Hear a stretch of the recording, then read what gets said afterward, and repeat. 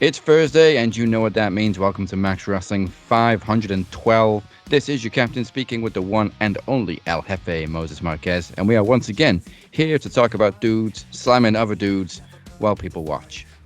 Slam a dude. I love it. And as we are just 1 week away from Christmas Clash. So, coming up tonight, a hugely controversial time for AEW and Rey Fenix. Plus, we predict this Saturday's Saturday Night Main Event. Gotta love that. Plus, Beer will recap his girl Julia's big deadline victory, and the Cat has a major announcement. You know you gotta love that one. To make Max Wrestling your new home for all things wrestling, all you gotta do is hit the smash that like button, I should say, and hit that subscribe button. For those who prefer the old-fashioned podcast, head on over to SoundCloud, Spotify, Apple Podcasts, wherever it is you get your podcast. And of course, for all things Max Wrestling and all these fun links, head on over to the Beautifully Done website, maxwrestlingnet.weebly.com. And as always, right after the show, go straight to TikTok, Cypher the Prophet, for the exclusive live After Max, hosted by our very own Cypher. Hop on and send him your love. And remember, you can only watch it live. There ain't no replays. No replays. That's not how TikTok rolls. No, especially when you're going live. Now, let's make fun of some dumbasses who think Triple H is the size of a battery. This is Shit Mark Say. Don't put it in your mom's vibrator. Oh, it's time to play the game. They talk shit, so much shit. Little virgins in the basement, eating Cheetos, wearing piss stains. Listen to the shit Marks say. All right, so another day, another week where AEW are not allowed to do good things. They're not allowed to do anything. They're not allowed to do anything. Now we got people shitting on them for doing something for charity. So, oh, come on. See, actually, it's two guys on the same post. So TK goes out and announces that AEW is going to donate over 15,000 AEW toys to Mission Arlington. Oh, yeah. So the first doofus, whose picture I can't work out, it's like a skinny Harrison Ford, says, okay, his name's OK Comets, says, 15,000 needy kids' Christmas just got a whole lot worse. Really? You're going to shit on disadvantaged kids? Cool. Good for you. Hope you feel good about yourself. Yeah, you're a prick for that one.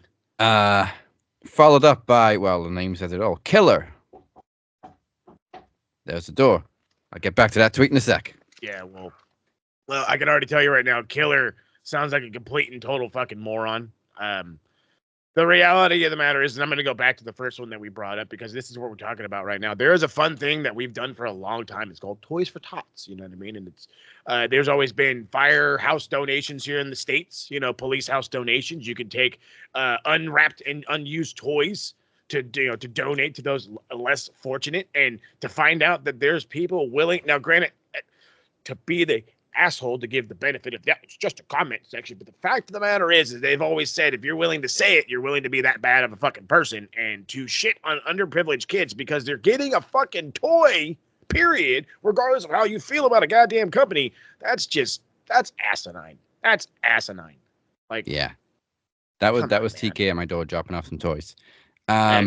So another tweet about that comes from Killer_B1982.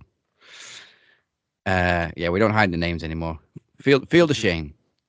Damn fucking right. Dude says, with a bunch of crying, laughing emojis, donating shit no one wants. They can put those toys with the 2024 49ers Super Bowl shirts. Get off the coke, Tony. You have the money to buy 15,000 PS5s and you wouldn't even know you spent the money. Stop being a tightwad, bitch.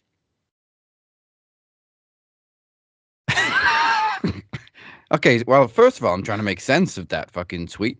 Because, I'm fucking lost. Instead of commas, you just use fucking emojis. Well, yeah. An emoji is not punctuation. It's not. You obviously failed grammar, which is that's obvious. It's extremely obvious. But first and foremost, let's keep this funky. We fully understand how much money Tony Khan has.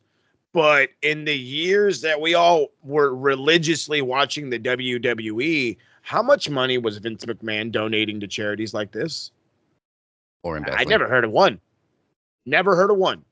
Never heard him donating toys. Maybe the company itself did, but I never heard that he fucking went out and did it. It was never publicly announced. And because AEW is trying to do something, we get the shit on them. Oh, go buy him PS5. So, okay, cool. 15,000 PS5s. Do you understand where these fucking toys go for? They're for less fortunate children. If I could play my own fucking family card here for a little bit, I was one of those growing up. I had barely anything, and these toy drives would do fantastic for a young child like me. For the young child, for the older man I was raising children, these drives sometimes are mad helpful for those who can't make it. And at the same time, you have to understand those that can't make it probably, maybe, maybe they don't have shelter. And so you want to try to give them this fucking $700 goddamn machine to do what with? Sell it so they can make some bread. So then you might as well ask for money at this point, right? So let me guess, you're going to start asking TK for money. That's what you want. Yeah. You just want TK to just start giving out money. Again, did Vince give out money? No. The only thing he did was donate to Donald Trump. So. And he did that whole gimmick where he gave away $1 million over the phone on Raw at one time that he did for a couple months. No, it was like a couple of times. They tried to give a house away. Like the small things that they did way back in the day is like, yeah, good on them. Good for you. And all of a sudden we get to shit on AEW for attempting to do something nice. I don't. Yeah. Do we? Now, again, I know you're not as big into football anymore, but does that mean like if I were to go to Wrexham, right? And like, God damn it, what's their big fucking, I want to say Stockhold is their fucking big rival. There's a massive rival that they have. If I went there wearing their fucking shirt, donating toys, I bet you money I'd still get fucking ridiculed. It used to be Chester, but they don't even have a team anymore. There it is. I want to say it's one of these teams that's following them up to the League One. But the point I'm driving at is like if I was a Spurs fan and I walked into a fucking hospital full of sick kids wearing Chelsea shirts, I'm not going to get a fucking warm reception. But if I'm there donating toys, they're at least going to say thank you before telling me to fuck off. You're telling me to fuck off before even getting a thank you out. Like, come on, dude. I love Brandon's logic here. So he's shitting on TK for donating to disadvantaged kids, and his solution is to have kids in a sweatshop make 15,000 PS5s. Because you might as well just have him give them Jordans while you're at it. I'll take some free Jordans. Hey, but still. And also, the greatest thing about that Vince McMahon $1 million giveaway was that he had the Great Khali answering the phones. Hello? Wrong number. Can see it now. Oh, dude. Okay, let's move on to something else. I hate to bring up actual wrestlers, when we do shit marks say, but sometimes they say stupid shit. And I really like this dude. We all like this dude. Speedball Mike Bailey. Oh, come on, Mike. Controversial, very topical. The dude said, and I quote, "Move over, Hawk Tour girl. The hot guy who shot the CEO is our queen now." Oh, dude. Oh, man. I'm not like, oh, how dare you on that one. I'm more of like, Jesus Christ. Right? Is that really how you're thinking, my man? But then again, that story is massive out here. I don't know what company the CEO was from, but it's there. A lot of people are calling it like civil justice. These CEOs that make fucking money hand over fist and this and that, but it's like, come on, like that. Was he really a bad guy though? Did he deserve to get shot? I don't know everything about it. The story behind it was, if I'm not mistaken, this guy was like a CEO somewhere that has to do with medicine. Well, his mom was sick, and I guess they just did some kind of drug trial or something like that he couldn't get a part of. And so he's like, cool, guess what? You're gone. But then again, this is what a lot of, unfortunately, Americans are starting to feel with this new presidency and all this other stuff that's coming in. The fact of the matter is a lot of these people are making money hand over fist. We have now the fucking richest people ever in our cabinet, which makes no sense at all. And now the idea is if you're not rich, you ain't going to make it. And so people are freaking out. And some dude decided, cool, we're going to shoot a massive CEO. And now every CEO of every goddamn company is freaking out. Which, hey, you guys should have been thinking about that when you decided to raise the price of eggs to like $8. I mean, I'm not fully in disagreement with Mike Bailey, but goddamn, Mike, goddamn, brother, like, leave that for one of us nerds. You know what I'm saying? Okay, so now we got straight up just somebody being rude to another wrestler. So obviously WWE are doing this ID program, which is great. Yeah, it's awesome. Gives us a glimpse into the future. Lady Frost, who's been knocking around AEW, Ring of Honor and stuff. Yeah. She just tweeted out, "Stop tagging me. I can't be ID'd. I can, however, take independent bookings. Tag me in those." Fair enough. Fair enough. Fifi USP. What the Fee? I don't fuck it. There's a bunch of silent P's in the dude's name. Said, bitch, you like 50 and you don't have the rep of a Jericho. Put your ego away before you have to work at Target. Was that really necessary? Jesus Christ. Do people say that shit to Lance Storm? Oh, they wouldn't dare. To fucking the Dudleys? Like, what? We're just getting, like, I don't understand. Lady Frost has been around for a lot. Yeah, maybe she doesn't have the fucking the prowess of, God, I want to give stupid WWE like a fucking Trish Stratus or something. But then again, most of you fucking nerds out there don't see women's wrestlers. You look for the hot broad and say, "Oh, cool, she wrestles." That's why the only fucking other name out of your mouth is fucking Mariah May and Mina Shirakawa. I mean, I love them, but like that's the idea for some of these fucking nerds. Also, the guy said, "Bitch, you like 50." She's actually not even 40. She's 39. That's not even old for a wrestler anymore. No, but again, she's been around for a minute. Yes, she hasn't been on the uppest of the echelons, but then again, some of them upper echelon fucking ladies that you're ranting and raving about on that other fucking side are shit. And have been in that company for goddamn ever and have no prowess. So this dude's giving Lady Frost shit for her age when she is the exact same age as Roman Reigns. Don't you love being a fucking hypocrite? Yeah. It's the best. It's just the best. What the heck? Always wrestling fans. I swear to God, we never give each other a good name. No, we don't. We can't do it. Nobody hates wrestling more than wrestling fans. Hey, that's the old saying goes. Because it's full of marks, and that's the shit they say. God damn it! Go brush your teeth. The Rey Fenix drama. Yeah. Yeah. Speaking of controversial, seriously. So it's ugly to say the least, and we don't even have all the details yet. No, I was just gonna say, I was like, we're not even fully in the loop. We have a look at the semicircle that is the loop, and it's just bad.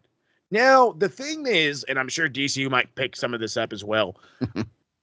It started out as like this overly controversial thing. All this news coming out was bullshit. Phoenix was denying it. And then he starts putting up his own posts saying what he's got to say. And then there was, I forget, somebody who put up one of the most accurate things that he's like, this is probably the most accurate of the stories so far. But the point is from what I'm driving at is just like the countless names that we saw in WWE, like a Pac, when he was Neville. You remember how long he was out? He had to fucking quit just to get released because they wanted him. They were forcing him to try to work dates, even though he was like, "Look, dude, I'm done. I really don't want anything to do with this company anymore." He wanted to go out and do something different. So this consistent thing that happens all the fucking time. Guys get hurt, your contract's extended. You got hurt, your contract's extended. Why? Because most of these contracts are about dates, not a year. It's not like you're the NFL or the, and the Prem, where your 3 years are up and now you could go on a free. You know what I mean? There's no. This is my contract is it. I have dates, and if I got hurt, I still have dates to fulfill. Now, you could get upset all you want. Rey Fenix can, which he has every right to. He was injured. It was a big thing. But with that being said, and again, we don't know the whole story. Did you go see your own doctor? Did you go get your own diagnosis? Did you do anything on your own, or were you sitting there doing this waiting for AEW to listen to you. Because if that's what it is, you're pretty much to blame for the situation you're in. Now, again, I understand it. Your brother is, from what we're hearing, is signed to WWE as anybody and will likely show up in the Rumble next month. And I know you want to go too, but I don't know. Maybe it's just me. Maybe it's just because I feel like it would just be easier to play ball, go do your dumb dates, and then get released. But Yeah. I don't know the point of having to constantly go on the internet to say your piece, say your piece, say your piece, say your piece, say your piece, say your piece, and then turn around, and when it's become this massive story, you fucking delete everything. Like, the point of getting your voice heard, your message across, is for it to be there, stamped and in your face. And again, you can feel and argue however it is you want. People are going to back you. Some people aren't going to back you, but you have that right to speak your damn mind. Don't speak it and then decide, oh shit. That's not like that looks so hypocritical, because what it's likely going down is everything probably just seems fine. And for all I know, I'm fucking 100% right. Rather than going and doing your own thing to figure out what your own medical issues are, you waited for AEW's doctors and waited and waited and waited and waited and waited and waited and waited, and then it fucking took forever. You took no actions. There was no due diligence. Again, I could be wrong. Kind of hoping I am. But the way it looks, you can't take care of yourself. If you can't take care of yourself, what makes you think this fucking company is going to do it for you? They're not your mom and dad. You're a grown man. But like, look at like CM Punk and B-Dry. Hey, perfect examples. Punk went to another doctor. Hey, I got a staph infection. Went back to WWE, cut it out. B-Dry was like, this doctor's cleared me. That doctor's cleared me. This doctor's cleared me. And WWE's doctors were like, yeah, we're not clearing you. Mm-hmm. Remember when they did that with Alex Riley? But I'm cleared. Same thing with Alex Riley. Yeah. And Paige Saraya too. Edge. Yeah. The list is massive. It's massive. And so that's why at the same time, I'm like, I dig it, bro. I'm with you. I stand, you know what I mean? Power to the people, all that shit. But what did you do? Did you do anything? Or were you fucking cracking cervezas? You know what I'm saying? Were you getting down with the getting down? Or again, I don't know. We don't know. Hopefully it comes to light, but you cannot go blaming the company for your well-being if you're not going to look after your own well-being. Yeah. And again, like you said, we don't know the full story. There may be even more to it than Phoenix being injured, but maybe from the outside looking in, that's the basic picture right now. He was injured. They added time to his contract because he owed them some dates, because that's how the contracts work. And he got all pissy about not seeing a doctor. That's the basic story so far. I think it's that, and he wanted to be in the Rumble. Which is, dude, I fucking get it, man. I fucking get it, bro. I do. Like, let's be real for a second. And again, I always bring up football. I do, because again, this is the Max Wrestling Footy. The Max Wrestling Pod, based out of the UK. Footy's massive out there. You can anticipate and want and dream and hope and pray to be and play for another club, your childhood club, whatever. You can fucking dream it all day long. Doesn't mean it's gonna happen. Doesn't mean it's gonna happen. You could have been a fucking you could be like my man Beer and be the biggest fucking United fan ever. You bleed Red Devil. That's you, baby. That's you. You bleed it. And then you get signed to City. You're not gonna say no to that opportunity. You're gonna be like, hey, I'm here, I'm working to go over there. You gotta, and then there's that word. You gotta work to get there. And sometimes that work involves some self-reflection, some self-dedication, some self-care. Come on.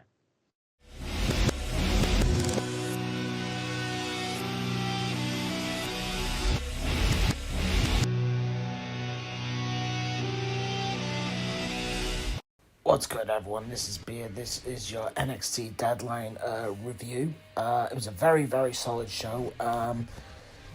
There's a bit more story-driven towards it. We're going to get into it anyway. So we're going to start off going into the pre-show. We get confirmation that Eddie Thorpe is not going to be competing in the Iron Survivor Challenge, and Ava has confirmed during the pre-show that a suitable replacement will be determined. And we do start with the Men's Iron Survivor Challenge, with Wesley and Javon Evans starting the match. Then Nathan Frazier is the third man to enter after the 5-minute period, and Wes gets the first fall. And then we have Ethan Page entering, and Frazier gets a fall straight away on Ethan Page.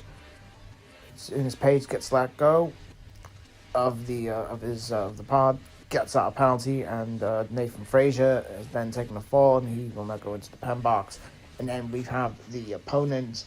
The final opponent in the match was Obafemi. Obafemi immediately gets a fall on Javon Evans. You have to apologize. I'm a little bit under the weather. It was a huge cut on Wes to get a fall.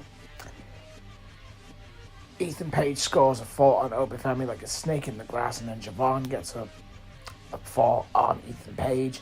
There's a very funny scene. It's a very funny meme around this about Ethan Page trying to escape from the pod where he was inside with Obafemi, and Obafemi beating the living piss out of him.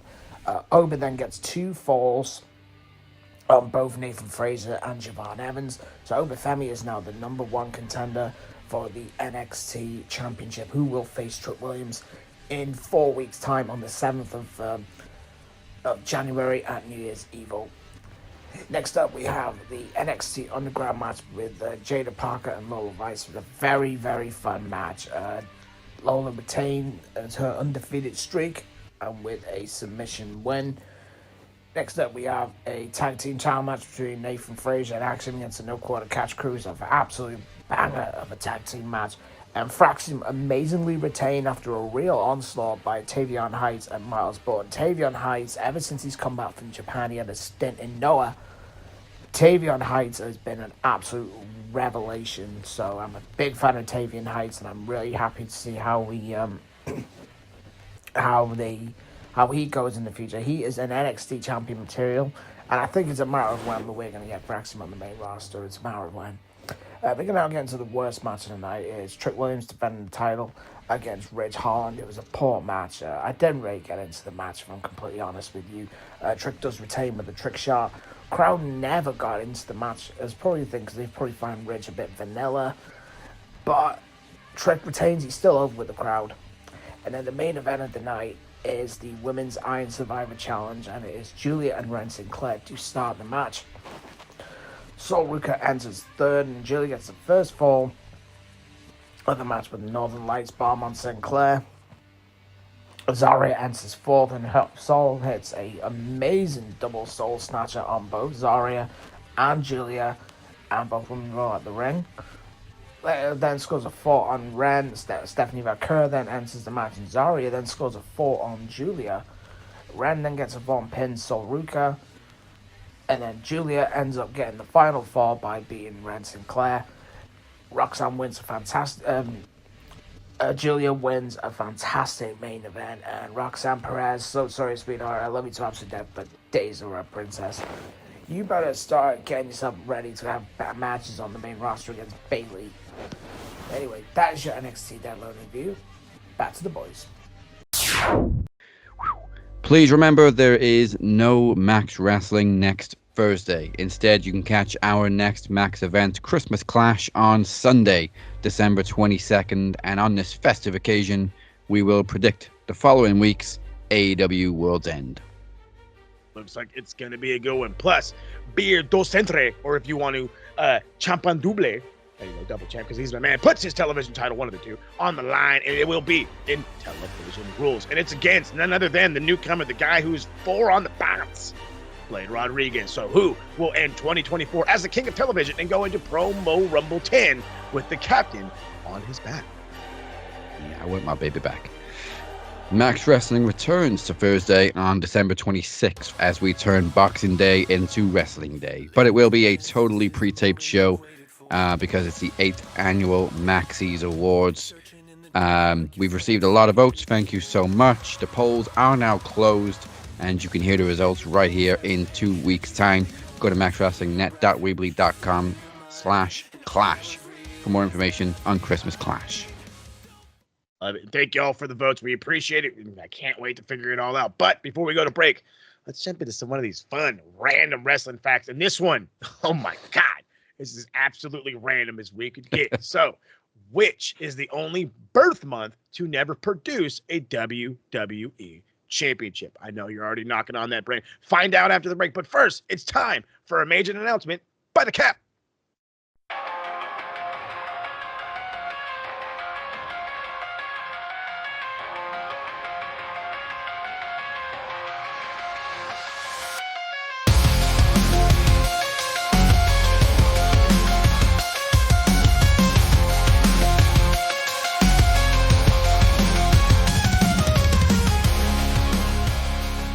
Ladies and gentlemen, this is your captain speaking, and we only have 2 shows left in 2024, and let's be honest with ourselves, 2024 has sucked. It's been great for wrestling, but a lot of us in the Max Wrestling family have gone through a lot of hard times this year, myself included, so I think we need to do something to find that spark again, to rejuvenate, to revitalize, and to revolutionize. On February 27th, 2025, as some of you are aware, we have a brand new event called Revolution Road. At that event, someone will win something that has not been won in almost 3 years. Because beginning the week after Promo Rumble, we will see the return of the Ring of Games Cup. For the first time since 2022, 4 competitors in 4 straight weeks of unique trivia designed to not only test your knowledge, but your puzzle solving as well. And at the end of it all, at Revolution Road, the winner will get to choose to challenge either the knowledge or the television champion at Promo Mania 10. So if you haven't seen Ring of Games before, I urge you to check out our past editions, which not only crowned the inaugural TV champion, but the most wins currently belong to Moses Marquez. So go check out the past games, and we will see you in February as we begin our journey on the Revolution Road.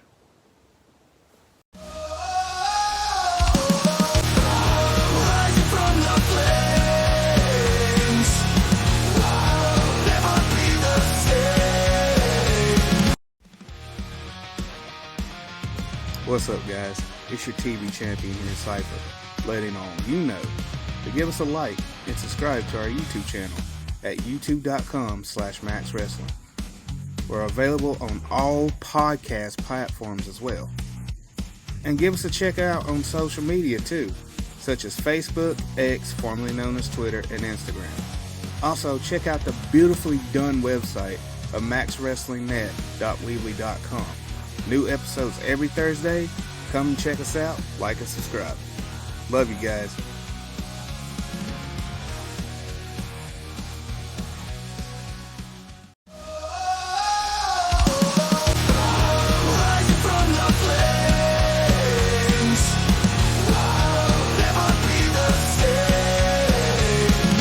Welcome back to Max Wrestling, episode 512. This is your captain speaking with the one and only Hell Hefe. Speak his name, and he appears.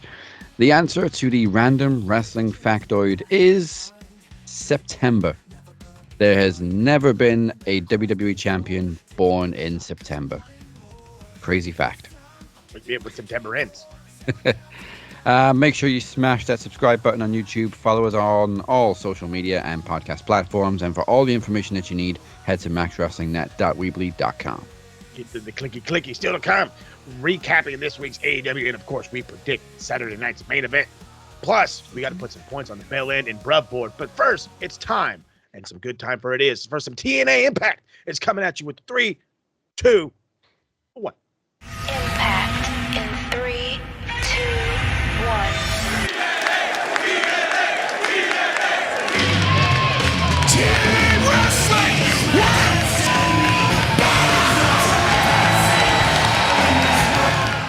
So a normal episode of Impact last week, and it opened up with Kushida defeating Leon Slater, Ace Austin, JDC, and Trent Seven to earn a shot at Moose's X Division Championship at Final Resolution. Followed up by Sami Callihan and PCO defeating the Good Hands with a PCO salt off of Sami's shoulders. After the match, there's an ominous blackout and a video with the number 23. Backstage, AJ Francis somehow talks his way into a world title match against Nick Nemeth at Final Resolution, which Santino makes official. The Hardys defeat the System by DQ to retain the Tag Team Championships after they're attacked by Alicia Edwards with a kendo stick. After the match, however, the System beat down the Hardys and leave them lying through a table. Santino then books a rematch for Final Resolution, and it will be a table match. Tasha Steelz defeats Jordynne Grace. Obviously, Jordan's on her way out of TNA. And in the main event, the Northern Armory and Kazarian defeated Mike Santana, Eric Young, Jonathan Gresham, and Steve Macklin, thanks to Kazarian hitting Gresham with the Call Your Shot trophy behind the referee's back. That is it for last week's TNA. We're skipping recap the Smack because we're going to be predicting Saturday night's main event in just a little bit. So let's head over to Moses Marquez for the Rampage report. This is Rampage, baby. This is the show that y'all been waiting on. Adrenaline pumping your chest. This is Rampage, yeah. All right. Ladies and gentlemen, let's jump right on into it. This is the Rampage report. The Blue League's going down on Rampage, and it started with a banger, if you will. Not necessarily banger, but Mark Briscoe can always go. Mark Briscoe loses, unfortunately, to the greatest tournament wrestler there's ever been, Kazuchika Okada, with a Rainmaker. We then go to Chris Jericho addressing Matt Cardona before being confronted by the self-proclaimed king of death matches himself. Eventually, Brian Keith gets involved as Cardona is then beaten down. In the Blue League, Danny Garcia racking up some points, picking up the win against the Beast Mortas with a roll-up. Still trying to give him a little bit of love, the Beast Mortas. The Vendetta, Dion and Tayana, or Diana and Taya, sorry. Squash Elia, Elizabeth, and was it Freya States, a couple of Jahoobs. But hey, build up a women's team. I kind of dig it. And again, we talk about some of the Continental Classic. We finish with the Gold League. Ricochet picking up some points, 3 points to be exact, against Commander in a flurry of offense. That was a good one, high flying to say the least. That's been your Rampage report. Let's switch gears and let you hop in the passenger seat, because it's time to get on the collision course.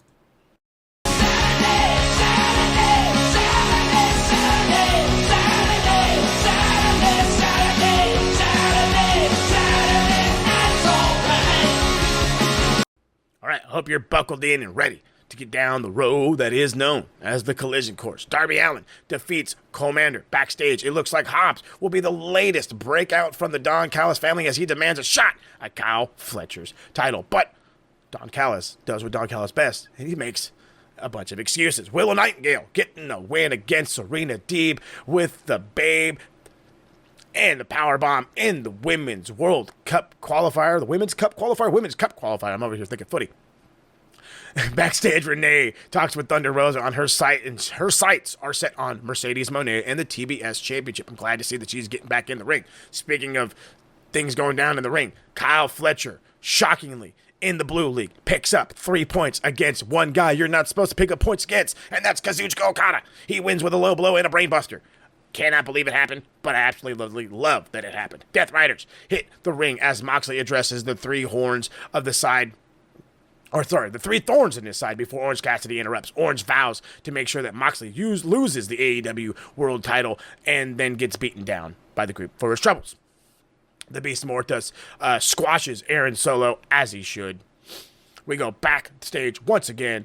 FTR intervenes as the Death Riders continue to beat down Orange Cassidy. Staying backstage, Layla Gray isn't happy with Leo Rush and Action Andrade throwing Top Flight out of the Battle Royal last week, and now the two teams will have to settle their differences in the ring. And in the main event, we had Mina Shirakawa defeating Emi Sakura with a top rope sling blade. Now, we're going to skip Raw this week because we're coming back to predict Saturday night's main event.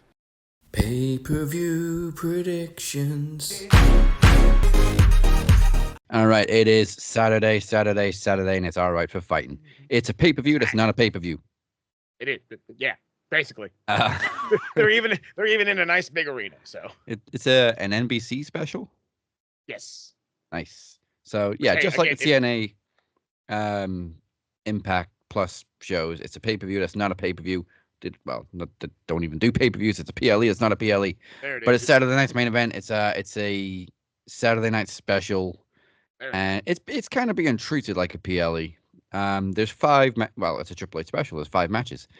And of course Well, I they mean, the saved. beauty of it is we're again, if you for all the older heads out there who remember the Saturday night's main event, that's exactly what they were. They were the pay-per-view in between the pay-per-views kind of thing. So I'm glad Triple H is kind of going back to that, or I want to say forcing the hand of that, because we've had Saturday night's main events before, but none of them have really been worth a damn. And we got fucking 4 title matches. So Yeah, it's gotta this. be good. I think the first one that when they originally brought it back when it was like 2006, it felt kind of big, but that was just because it was the first one in I don't know how many years. Then they had a couple of 80s. random ones, and now this feels like a big one. For example, they saved the WWE title match for this instead of putting it on Survivor Series, the actual PLE. But yeah, we got 5 matches, and 4 of which are title matches. One of them is a little bit of a blood feud that's kind of come out of nowhere, but we'll see how it goes. And of course, SmackDown hasn't aired yet, so we don't know the exact final for the women's US title, but we do know it's between obviously 4 women. So it will be either Bailey or Chelsea Green and Michin or Tiffany Stratton. I don't like to disrespect Bailey or Michin, but it's pretty clear that it's going to be Chelsea versus Tiffany Stratton. Oh yeah. And hopefully a win for Chelsea Green because she fucking deserves it. So there you go. That's my prediction. Chelsea Green to win the first ever women's US title. Well, you and me are in the same boat. I'm thinking Chelsea Green all the way. She's had this momentum. People are loving Chelsea Green, as Mike would lovely say. As much as it's for me, it's always Tiffy time over here, and I love everything she's doing. Everything. She's still got the briefcase, man. She's still Money in the Bank. You know what I'm saying? And I can't have my U.S. champ be Money in the Bank, cash it in. I mean, I would love the dual champ thing. Hey, bring it back. You know what I mean? Own the whole division. But the idea of these mid-card titles was to elevate. And the perfect person to elevate in this entire thing is Chelsea Green. Yeah, I don't really want to say this because I don't want the briefcase to be wasted, but we do also tend to forget that the Money in the Bank briefcases can be used on mid-card titles. It's just that the women have never had a mid-card title before. Now they do. Way to drop some knowledge on the folks. So that would be a nice swerve if Chelsea won and then Tiff cashed in straight on her. But I don't want to see it. She's also... Don't do it. Just keep building that Nia feud because, man, it's going to be sweet when Tiffany finally turns on her. Oh, dude, the pop she's going to get is going to be ridiculous. So yeah, this is the US title final. I'm not sure when we're getting the Intercontinental Women's title final. Because I don't think we've got another event before the Rumble now. Yeah, but in the Rumble, like at the end of January, it's actually the first week of fucking February. Oh, son of a bitch! Yeah, no, that's way too long. They're gonna have to do something on Raw then or SmackDown. Well, I mean, we got Netflix day 1. Well, not day 1, but the first Netflix is on January 2nd. Second. Well, no, wait. When New Year's Day is on a Wednesday, isn't it? So Thursday, Friday. I don't know what the date is. So they would be the 4th, I think, January 4th, 3rd, 4th, something like that. You decided, we don't have a calendar right in front of us. Yeah, I mean, I've got one, but it's bad luck to open it before New Year's. So January 6th is the first Raw. I was about to say, I was like, we are going to get the simulcast for AEW, though, as them and Max starting January the 1st. So, I mean, hey, it's a good time to be a wrestling fan because it's everywhere again. 2025 is looking big. All right, moving on to the Blood Feud. That came out of nowhere. Sami Zayn versus Drew McIntyre. Drew McIntyre is an asshole. I love it. I fucking love it, though. But a lot of shit happened to him last year, so you can understand why he's become an asshole. But why are you beating up Sami Zayn? Yeah, that's what I mean. Like, this is built like 2 guys who want to beat the shit out of each other. And it's going to come out of nowhere because I don't really know what the history is between Drew and Sami. I don't know why he jumped Sami in his return. No, I don't get it, but I don't hate it. It's again, for me, this has been like Drew McIntyre. I'm here to settle the scores that nobody knows about. And it's like, okay, what the hell's happening backstage for you to be jumping Sami, dude? Like, what's going on? But at the same time, though, he you know what he's doing? And a lot of people aren't, I guess, noticing it. He's being a monster. He's a monster. He's a heel if he really want. Well, no, he is a heel. We can't complain in any other fucking way. He's jumping Oh, to it yes, because. no, yeah. But he's proving that you could be a massive monster in this biz, kick everybody's ass, and still kind of be liked. So Yeah. this is, I'm loving it. I'm loving it. Feel bad for Sammy, but I'm loving it. Yeah. I can't even think of why he would have beef with Sammy, because Sammy even said he didn't want to team with CM Punk, but he had to. So it can't be Found out that, he wasn't really Mexican. right? Um. So yeah, we know Drew hates Punk, but Oh, yeah, he does. The yeah, TikToks will tell you right there how much they hate each other. but I can't think of any other reason. So hopefully we'll find out probably after this match. I'm assuming it's not going to be the only match. If there's some beef there that we don't know about, but I'm gonna go with Drew, even if it does like extend into a longer feud. I'm gonna go with Drew, just because he needs a win after being off since Hell in a Cell, and he needs to capitalize on a win. No, the excellent reasons right there for why he should pick up a dub. And I'm right there with you. If for any reason this needs to be a program to run longer, I don't see why not. I really don't.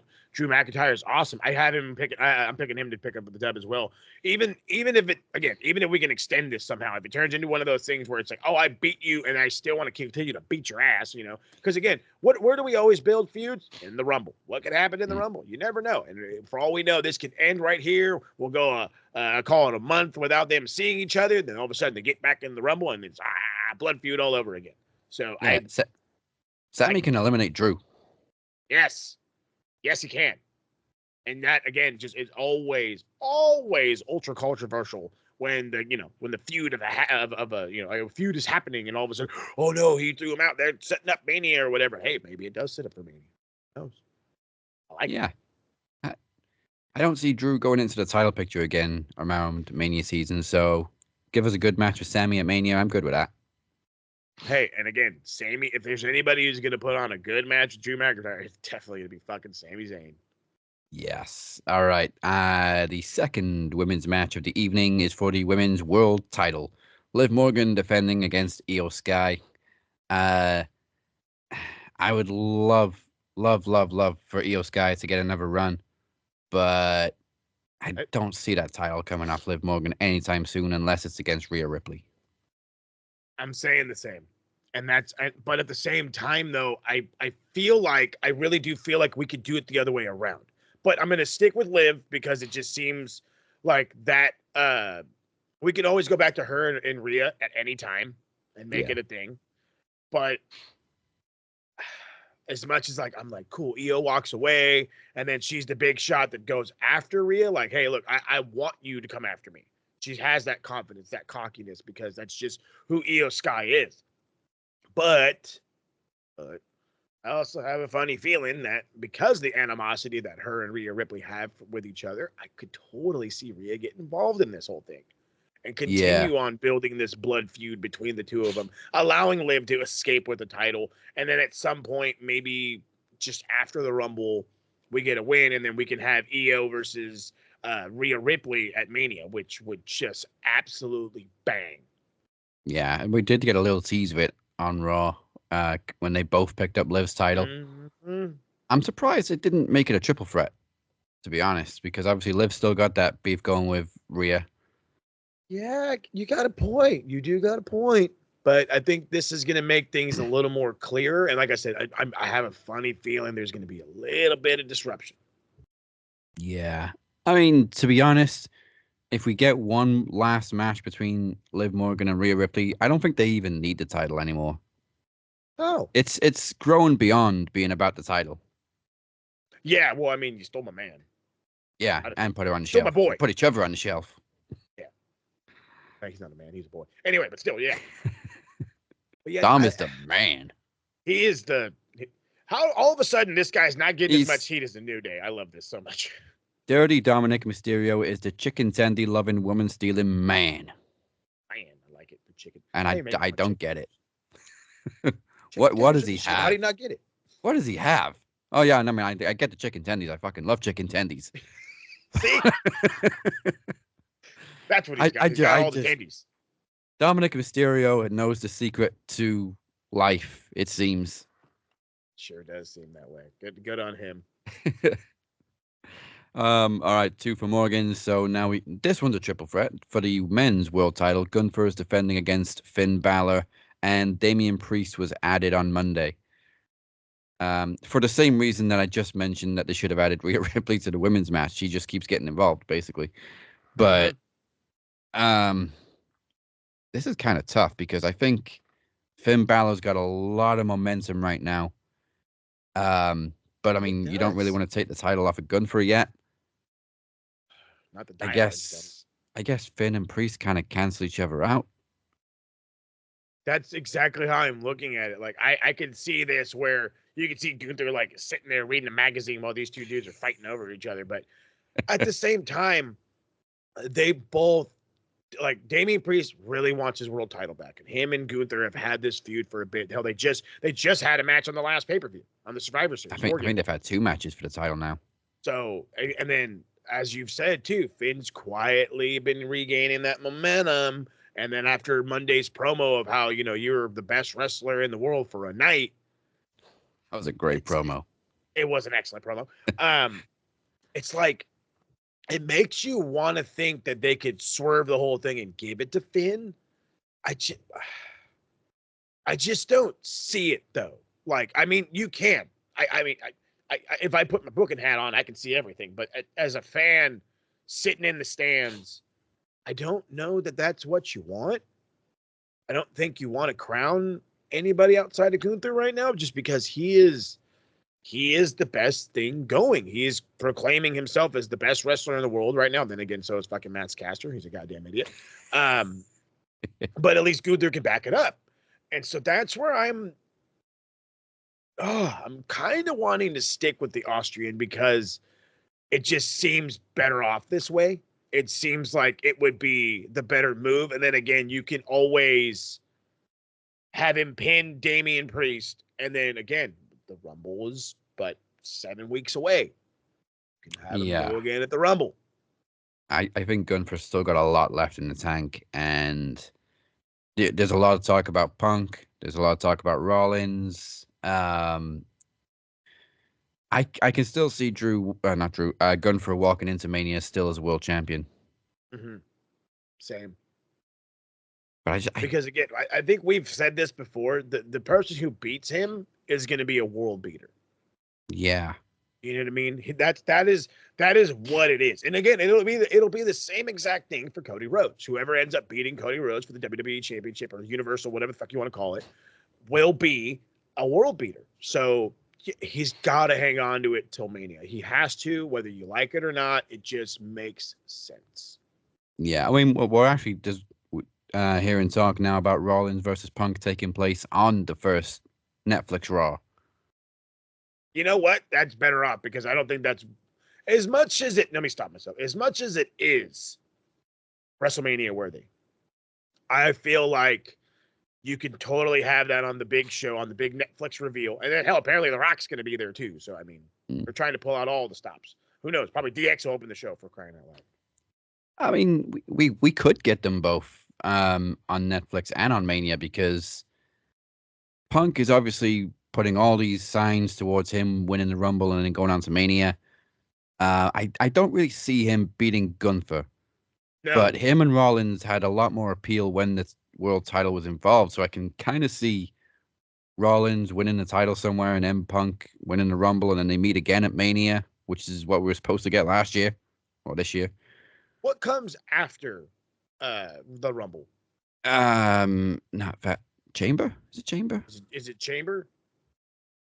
Yeah, I think it's Elimination Chamber in Australia. Is it Australia now? No, it's Canada. They moved it. It was in Australia last year. Then it was going to be in the UK. Now they're moving it to Canada. Canada. You know who's over shit in Canada? Seth freaking Rollins. And any Canadian. Hey. Put Sami Zayn in the top picture. I'm just kidding. Don't do it. You will make Canada will burn the place down if Sami loses in the world title picture. Don't do it. I'm surprised Seth Rollins is so over in Canada when he's like the modern day Shawn Michaels. He's the best. He's the fucking best. God, Seth is the man. But that makes perfect sense because Punk is very much a Bret Hart guy too. So that does kind of lean that way. But hell, dude, you're selling me. You're selling me, brother. You know what I mean? It's like if we have an elimination chamber, attaboy. If you have an elimination chamber, that makes it so much easier for Gunther to lose the belt. Makes it so much easier. Usually they don't put the title on the line in chamber. It's like whichever brand didn't win the Rumble, they get a number one contenders chamber match. Usually how it goes. Yeah. Go back to the old goddamn days where that damn title was defended in that shit and guys were just leaving dead. Love it. Yeah, so I'm just double checking. It is March 1st, Elimination Chamber. And it's also John Cena's last time in Canada. Oh God, now that you say it like that, I don't know. Do you really want to have Gunther lose the belt a month before Mania? No. And well, I don't think Cena's going to be in the chamber match, but so far the only announcement for chamber is John Cena versus TBA in a TBD match. So all we know is John Cena's going to wrestle. That's what it is. We're back to the mid 2000s. They're filling out every pay-per-view card with John Cena versus John Cena versus John Cena versus. We know it. He's got to be there. I mean, I kind of hope he doesn't enter the chamber. I think it would actually be nice if he faced Gunther and just put him over. Hey, what have we always said about losing or winning, beating John? It is an absolute. It's not even a stepping stone. It's a fucking escalator up. Yeah. You're talking about John Cena, the balding, fruity pebble looking mofo who is literally funnier off WWE television than he is on WWE television, but yet is still over than nobody's business, and the guy's not even here anymore. It's just so over. It means even more to beat Cena now because for years he was unbeatable. He was, infamously shoveling everybody. But in his later years, he's started putting people over. As he should, because that's what the old heads are meant to do. So yeah, we're getting way ahead of ourselves with this fantasy booking. We still got one match left on Saturday night's main event, which is, of course, Cody Rhodes versus Kevin Owens for the WWE title. Ain't no fucking Undisputed or Universal or whatever. It's WWE title. Let's just keep it simple. WWE title. And the way it's looking at it, for those who are seeing these adverts, looks like we might get the one night of the Wing Eagle. You know what? I'm hoping so. I think it's pretty much all but announced at this point, but I really hope that that's like a segue into introducing either a new title, more like the Winged Eagle, or just dropping all the stupid names and just calling it the WWE title again, because it basically is now. It is, and that's what it should be. Go back. I mean, there was the days of, the world title, the World Heavyweight Championship, as Eric Bischoff would call it, and the WWE Championship. Now, granted, there was that little time period where it was that one versus the Undisputed Championship, but again, what happened to that moniker? It fucking went. They had to get rid of it just because it made shit simpler. It made it simpler. Simplicity is a beautiful thing. And in this instance, as much as I'm with you, like I really want a newish belt that kind of gives you the nostalgic feel of the Wing Eagle. I kind of really just want the Wing Eagle back, but it's 2024, soon to be 25, so a modernization might be better off. But if you cannot tease me with an idea of a belt and then tell me it's fucking for one night, so fuck you, Triple H. But I'm still excited. Like, the whole Undisputed thing makes little sense because obviously they got the female counterpart now. It looks exactly the same, and the women's version is the Women's WWE Championship. It's not Undisputed. Not Universal. It's definitely not fucking Universal. And even though I do love that 2002 design, I've never liked the term Undisputed anyway, because of course they're undisputed. They're the champion. It makes no sense to call them the Undisputed Champion. They're a champion. Of course it's undisputed. It's only disputed when somebody beats them. I was gonna say it made a little bit more sense when like Chris Jericho was walking around with 2 belts. I was like, all right, cool, yeah, Yeah, like, same with the Roman. Undisputed Champion that way. But when you Same- made it one awesome belt, it's the WWE Championship. It made sense with Roman too, because obviously he beat Brock, they unified the titles. And if anybody could carry the term undisputed, it was Roman, because nobody beat the fucker for like 3 years. 3 years. But yeah, just get rid of the name now. It's stupid. And as far as the match goes, It's gonna be awesome. First off, it honestly could go either way. yeah. I know we've been saying like Cody should have a long run because he's the one that beat Roman, but it would be a shocker if Kevin Owens won it. I mean, it would, as you say, shocker, culture shock, whatever the hell you want to say. And again, we're coming into a new era.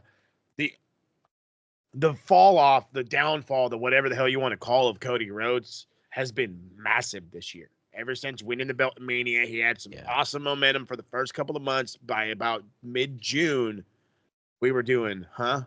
Well, what about, huh? And what about that? And it was just, he's there. He's the champ. And Roman is Roman, and I think he had a different like prestige to him at this time. Cody's not getting that love. He's not getting that love from the fans. He's not getting that love from the producers. He's just not getting that love. Maybe a win over Kevin Owens wearing a cool Wing Eagle belt might help, maybe, sort of. I don't know. But you put the fucking awesome idea into my head, and now I can't unsee Kevin Owens beating fucking Cody Rhodes. Like, I could totally see it happening. I could totally see it be an absolute shock to the world and a good reset heading into the Netflix era. But they also have all their eggs in one basket with Cody Rhodes. Yeah. You know what I mean? Just like they did with Roman. So I don't know if you want to go empty in that basket prior to fucking this whole change when you're probably going to need a loaded basket. So for the time being, I will let Kevin Owens win in my head, but Cody Rhodes is going to win on paper. Yeah, like a couple of things you have to take into consideration. Like you said, we're going into the Netflix era. Cody Rhodes is a hugely over household name now. He's whether people like it or not, he's the new face of the new era. I know we had Roman, and Roman's still around, but it's the man now. And also, it's Cody's job to lose. Yeah, and I'll like bringing in the Winged Eagle also makes me think, well, he's not dropping the title then, because obviously he's going to carry that classic belt for one night. Hell yeah! So love KO, but and he's overdue a title run, any title run. Yes. Any. I'm sure it's coming up to like 6 years since Kevin Owens won any championship. Fuck, has it been that long? I don't think it's been that long. Has it really? I'm sure we heard like a few months ago it's been 5 years. Oh, God. Yeah, because I think the last belt he had was, what, the U.S. title? Yeah, because the Universal was... Oh, yeah. That was a while ago. Right, actually, because he's never won the IC. I think That's when he was the U.S. champ, and he was like, he had that whole, like, weird, like, he was trying to be an American, even though he was Canadian. Yes. Clean-shaven Kevin Owens. Don't ever do it again. It's not real. It can't hurt you. Bullshit. Kevin Owens' title history. Oh, wait. Oh, yeah, of course. They had the tag team title run with Sami Zayn. But singles title, he hasn't had one since 2017. Yeah, no, it's time. But not tonight. Not on Saturday night. But get him something soon. Get him something soon. Maybe him and Braun Breaker. That'd be good. Now that I say it out loud. All right, so we are thinking all on the same wavelength for Saturday night's main event. It is a pay-per-view. It's not a pay-per-view, and it comes your way this Saturday night.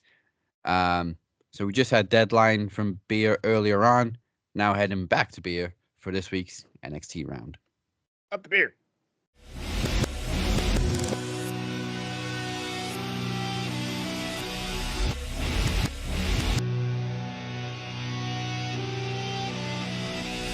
What's good, people? This is Beard. This is your NXT review. This is a fallout from a very good Deadline premium live events. We start off with a recap of the action from Saturday. Julia starts the show. She arrives and says she's come what she needs to do. She is the number one contender to face Roxanne Perez at New Year's Evil. Roxanne interrupts and tells Julia that she's not on her level, and she also praises that the NXT women's division is the best in the world right now, and it is. Let's just not beat around the bush. It is. Julia then says she wants to face Roxanne Perez tonight. Cora Jade says it's not going to happen, and she shows footage that Stephanie Vaquer was actually taken out. Both women proceed to attack Julia and then to be saved by Kalani Jordan. Main event of the night is made by Ava, which is Team 2001 facing Kalani Jordan and Julia. We have an Ethan Page speaking backstage, looking a bit depressed after his loss in the Iron Survivor Challenge. Tony D'Angelo tells Ethan to man up, offers Ethan an NXT North American title match. Ethan said that the title is beneath him. Tony D said, suit yourself. He offers everyone else an NXT North American title match. And everyone said yes, because obviously, you want to, it's like a card, so get yourself going. Ethan then suddenly changes his mind and then accepts Tony D's challenge. We have an opening match tonight, sees Wesley and Javon Evans. It was an absolute barn-burner match, a fantastic match to start the show. Javon picks up the win with a spinning crossbody. We sadly don't know the name of the finish yet, but we'll hopefully get that on point. We have Fraxium in a segment backstage, and Axiom apologizes to Fraser for doubting him. Fraser is appreciated, and says that Axiom carried the match. There's a nice little segment between both guys.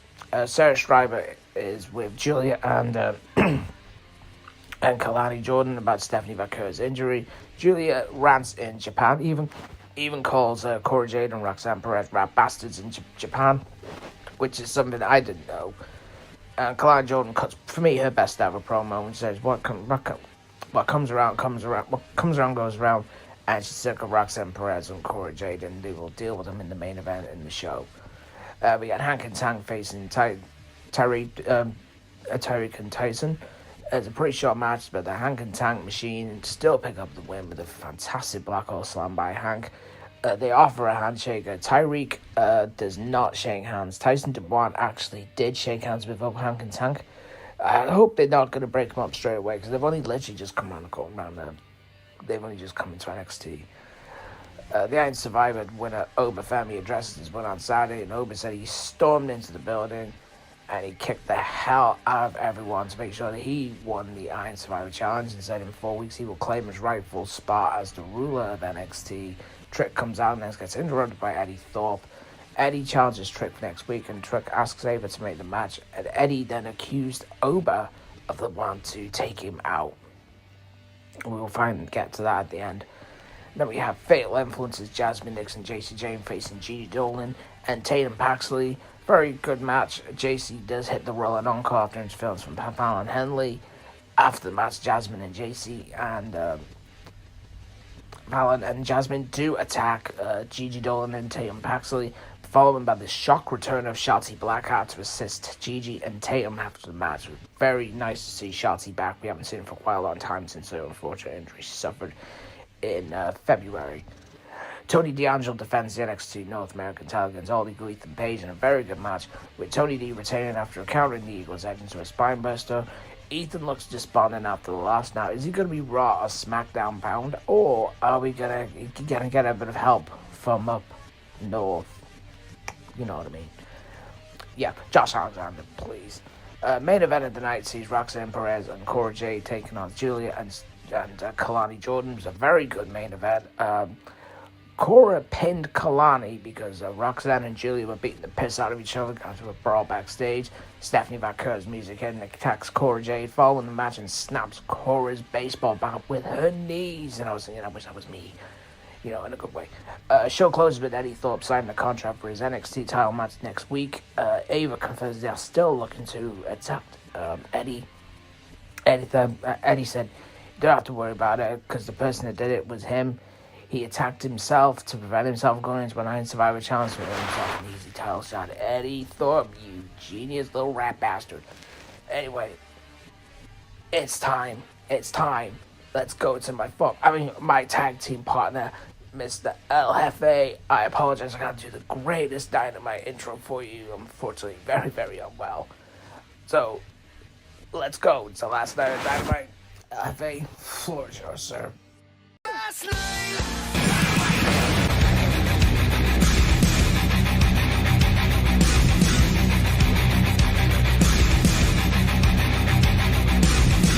All right, let's hop into last night on Dynamite.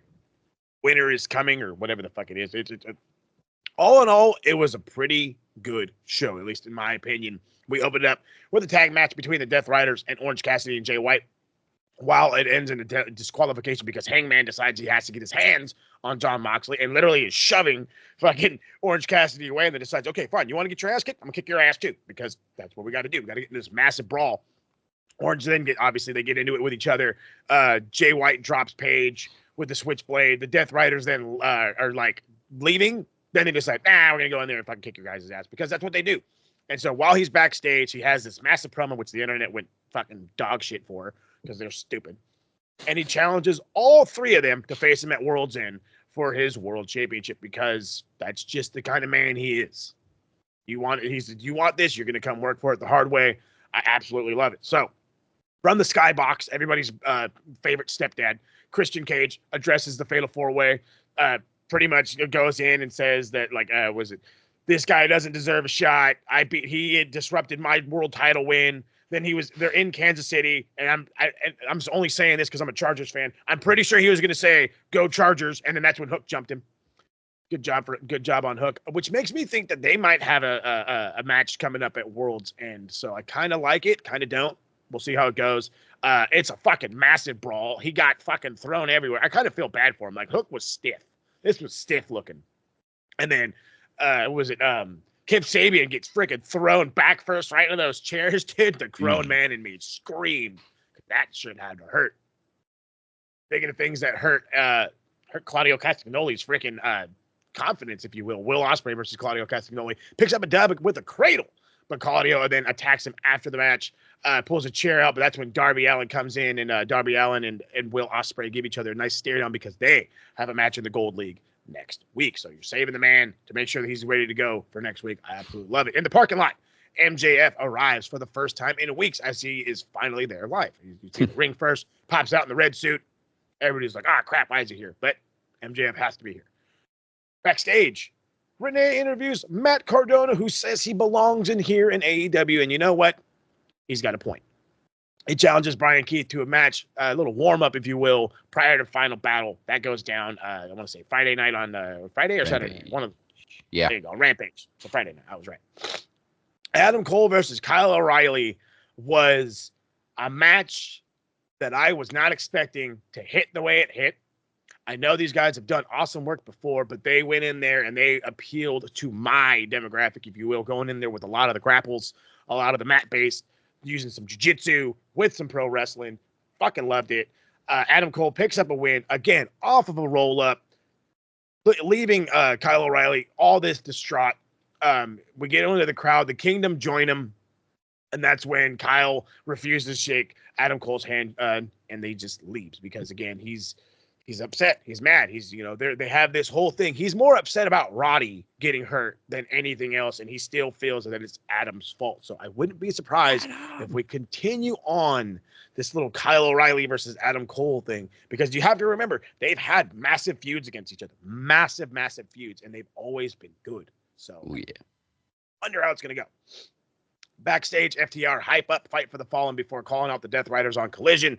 They obviously plug everything that went down in North Carolina, sending all their well wishes to everybody that went out there because they are from that area that got hit. So if anybody is feeling it, it's them.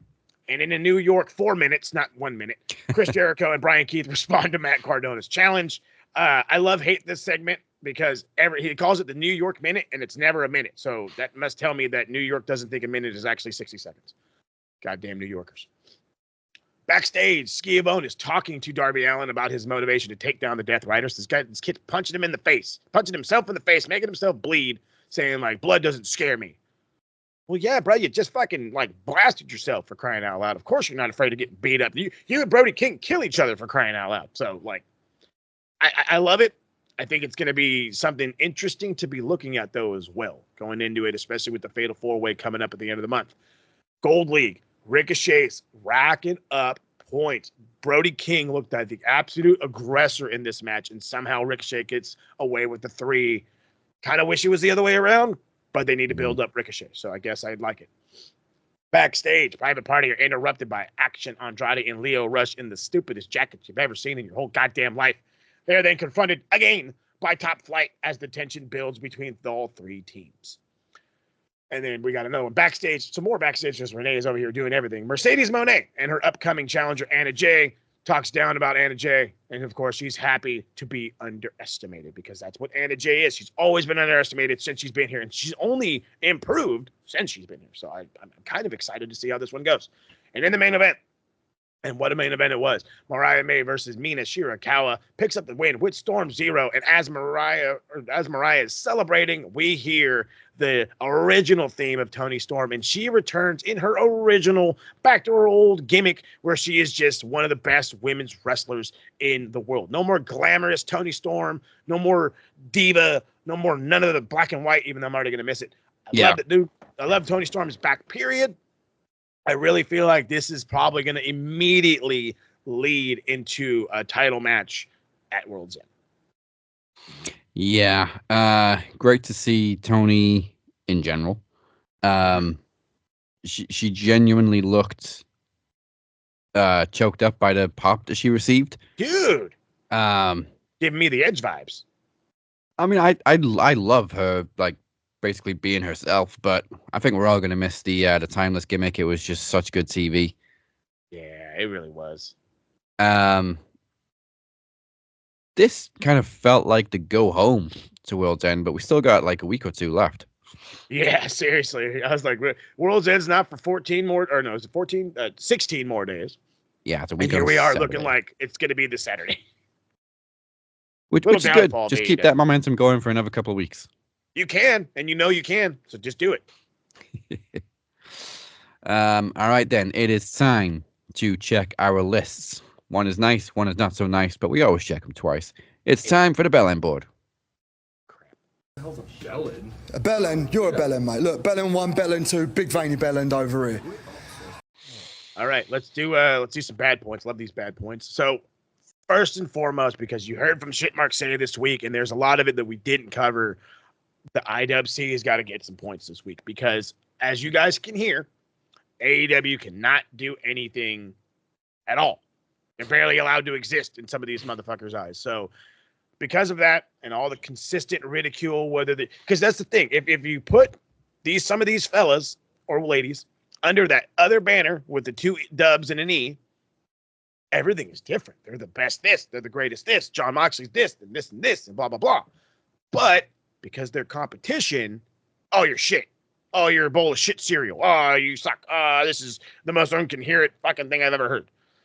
And it's disheartening, and I'm going to be completely honest with you. And 2, why? Why must we shit on everything that's not the one and only thing you like? There was a time and a place where I didn't like TNA. Doesn't mean I shat on it. There's a time and a place where I could give a shit what happened in Japan. Didn't mean I shat on it. Let's go. The UK, you name it. Just because you feel a certain type of way doesn't mean that you are so entitled to literally shit on it every fucking chance you get because you have no goddamn life but to be looking on the goddamn internet for things to say, oh, that's stupid. Look at my name. That's stupid. I'm a real wrestling fucking mark. That's stupid. That's why you're on fucking shit, Mark Say. So IWC this week's going to get 20 points. Nice. Because they suck balls. And who else can get some points? I want to give Eric Bischoff some points, but he's kind of been nice. Kind of. For once.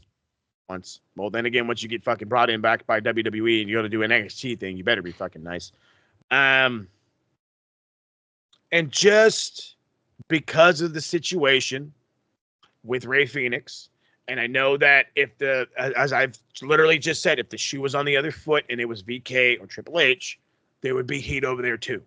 So out of the sheer fact that this is a situation gone real bad, whether it's on Phoenix or the other way around, regardless, both Phoenix and TK getting 10 points this week.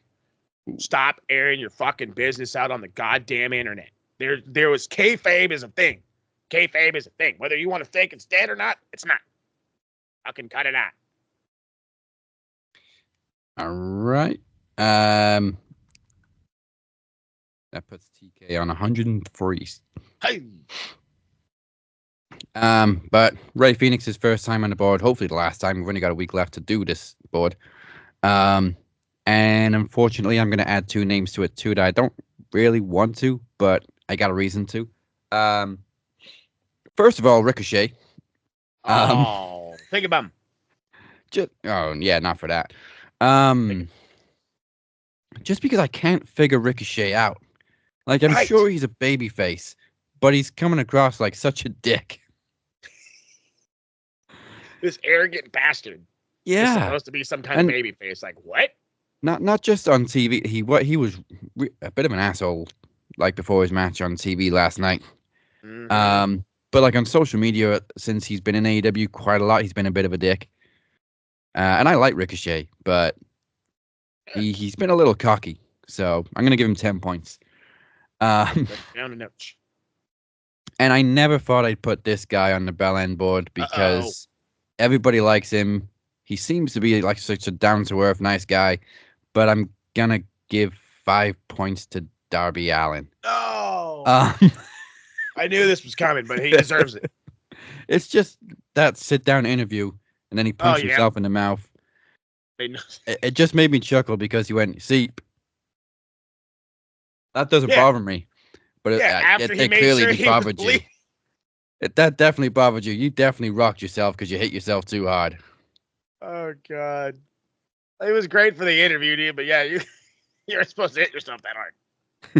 Fucking hell. I really think he took himself by surprise. He was just like, boom.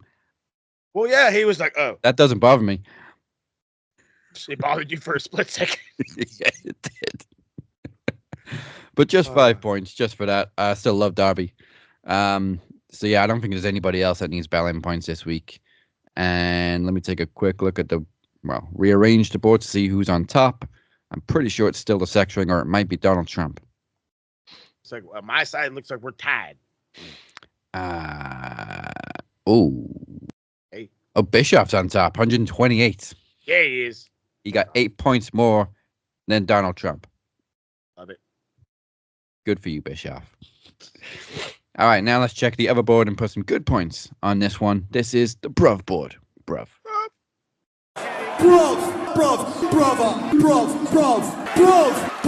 Brother. I don't know who to kick it off with this week. Who's had a really good week? Yeah, I'll let you think for a little bit. Just because I just gave TK points over the fucking dumb Rey Fenix situation, I'm also going to give him another 15 points for the fucking donating of the toys, dude. Come on, this is massive. These multimillionaires don't need to do shit for the fucking needy, but he is. You know what I mean? He's doing this. He helped AEW put some sponsor. No, again, I am bringing up other shit, but he did bring AEW into a sponsorship for the Women's Fulham Club. You know, he has been bringing in positivity, shockingly, outside of whatever the fuck him and Rey Fenix are doing. But I like it. Continue the donating. Continue being a good human being for who you are when you can be, I guess. 15 points to the big TK. That's his first time on the Bruv board. Fucking donate more often, goddammit. That's hard. He does, however, have 103 bell end points. It's not been TK's best year. No. Maybe next year. Actually, I'm gonna do Beer a solid and give some points to Julia. There you go. Big win on Deadline. She looked like a star. 10 points to Julia. Yeah, I really don't know. Nobody's shined this week. Fortunately not, no. You know what? I'm just going to dish out a bunch of Bruv points next week for the last one. So there we go. There we go. 10 points to Julia, 15 points to TK. Easy this week, no big deal. And with that, that is the end of the show. Thank you for joining us. I hope we rocked you harder than Rey Fenix's contract. Shit. Or I hope we rocked you harder than Darby Allin rocked himself. Yeah, he did. But before we close this up, let's find out what's in store for the TSK.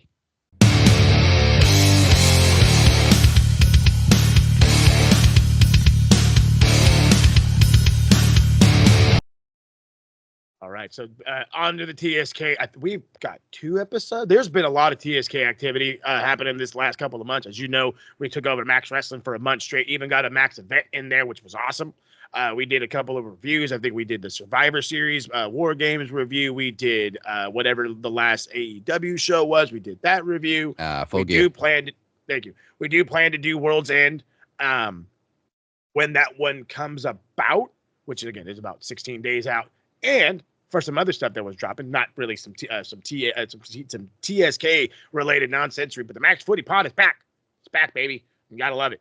Went on a rant talking about Spurs because that's what I do. But I've been saying for weeks that the dynamic of the Max Football Pod is going to go on both sides of the pond. And as I was talking about Spurs yesterday, this Friday, tomorrow, it's going to drop another episode where I'm talking Major Leagues. I kind of hate saying this word now. Soccer.